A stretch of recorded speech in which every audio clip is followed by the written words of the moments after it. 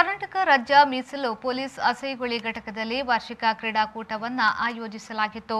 ಕ್ರೀಡಾಕೂಟದ ಸಮಾರೋಪ ಸಮಾರಂಭವನ್ನು ಮಂಗಳೂರು ವಿಶ್ವವಿದ್ಯಾನಿಲಯದ ಉಪಕುಲಪತಿಗಳಾದ ಡಾಕ್ಟರ್ ಪಿಎಸ್ ಎಡಪಡಿತಾಯ ಹಾಗೂ ಯನಪೋಯ ವಿಶ್ವವಿದ್ಯಾನಿಲಯದ ಆಂಕಾಲಜಿಸ್ಟ್ ಡಾಕ್ಟರ್ ರಾಜೇಶ್ ಕೃಷ್ಣನ್ ಅವರು ಉದ್ಘಾಟಿಸಿದರು. ಕಮಾಂಡೆಂಟ್ ಬಿಎಸ್ ಪ್ರಸಾದ್ ಕಾರ್ಯಕ್ರಮದ ಅಧ್ಯಕ್ಷತೆಯನ್ನು ವಹಿಸಿದ್ರು.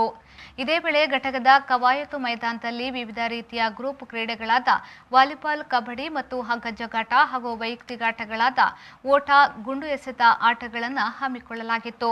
ವಾಲಿಬಾಲ್ ಪಂದ್ಯದಲ್ಲಿ ಪ್ರಥಮವಾಗಿ ಇ ದಳದವರು ಮತ್ತು ದ್ವಿತೀಯ ಸಿ ದಳದವರು ಪ್ರಶಸ್ತಿಯನ್ನು ಪಡೆದುಕೊಂಡರು. ಕಬಡ್ಡಿಯಲ್ಲಿ ಪ್ರಥಮ ಇ ದಳದವರು ಮತ್ತು ದ್ವಿತೀಯ ಸ್ಥಾನವನ್ನು ಕೇಂದ್ರ ದಳದವರು ಪಡೆದುಕೊಂಡರು.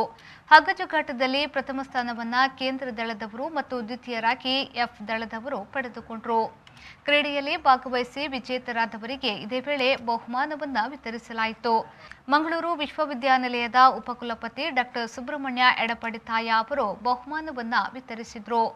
ಈ ಕಾರ್ಯಕ್ರಮದಲ್ಲಿ ಸಹಾಯಕ commandant Sharath MA, Hemakumar B, police ಇನ್ಸ್ಪೆಕ್ಟರ್ಗಳಾದ ಸುಲೇಮಾನ್ ಹಂಚಿನಮನೆ, ಕೃಷ್ಣ ಪೂಜಾರಿ, ಗಣೇಶ್ ಕುನಬೇವು, ಮೊಹಮ್ಮದ್ ಆರಿಸ್, ಸಬ್ ಇನ್ಸ್ಪೆಕ್ಟರ್ ಆದ ಅವಿನಾಶ್ ಎಸ್, ಚನ್ನಪ್ಪ ನಾಯ್ಕ ಹಾಗೂ ಘಟಕದ ಅಧಿಕಾರಿ ಸಿಬ್ಬಂದಿಯವರು ಕ್ರೀಡಾಕೂಟದ ಸಮಾರೋಪದಲ್ಲಿ ಭಾಗವಹಿಸಿದ್ರು.